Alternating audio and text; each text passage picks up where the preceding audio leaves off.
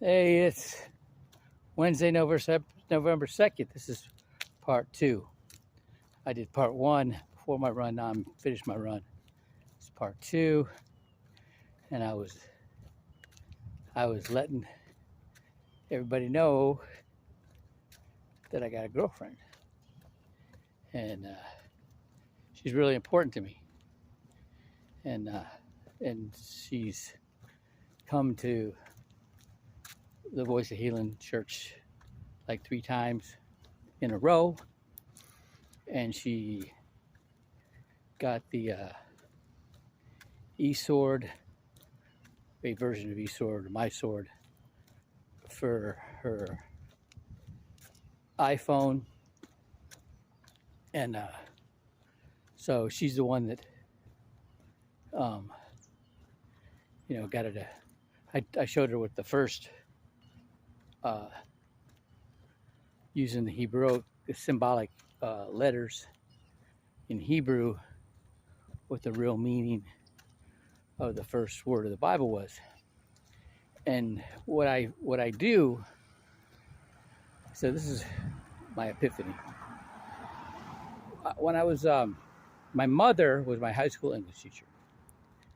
And so I had no choice but to learn in that class. I think I got at least a B in her class.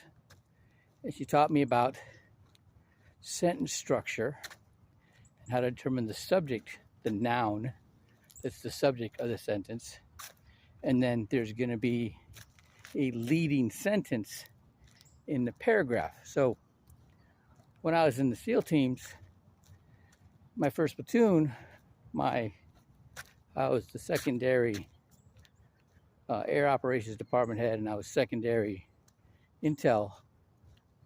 And my job for intel was going through all the message traffic in the target folders for each one of the different targets, and to try to discern what it was really saying. It's very fragmented and a lot of erroneous information, and so you got to figure out what the subject of these sentences and what the leading sentences are in the traffic, and then that tells you exactly what's going on. Then I would have to put together a brief and brief the platoon in real English. So I kind of do that when I'm reading the scriptures, which is kind of hard to do. But then when you look at the Hebrew symbolic, the cards that have the different symbols on them, so you're going to have the modern Hebrew, which is the cursive, and then you match that up with the ancient Hebrew, and then there'll be the picture, and then that'll tell you, and you have to do the same thing, find out, pick out the subject of the sentence, and then the leading sentence in the paragraph, and that'll tell you what the real meaning is, right? And I've just done it so long because of Mom. I do it quick. So I'll put the 2 or 3 cards together with the different symbols for that one word, and it gives me God's meaning for that word. Okay, I got to teach that to my girlfriend's like, how did you know that? And I didn't know how to explain it. Kind of reminds me like Roy Jones Jr. Roy Jones Jr. had his first fight when he was 8 years old. He knew what he was doing before he was taught how to box, before he was old enough to know how to teach what he knew. Okay, so there's way more in him than anybody, even Chris Eubanks Jr. is ever going to get.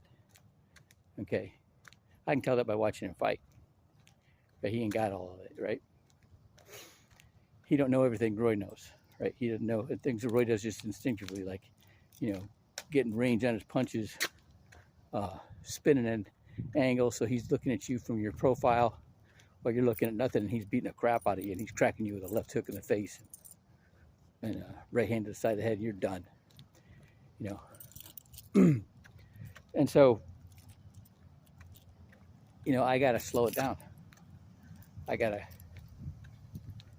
ratchet it back, and I don't want to do that. I want to get through this, but I want to get through the Old Testament, all right, and seeing how rich the New Testament is with Christ's own words. They're actually regurgitating, that won't sound sacrilegious saying that,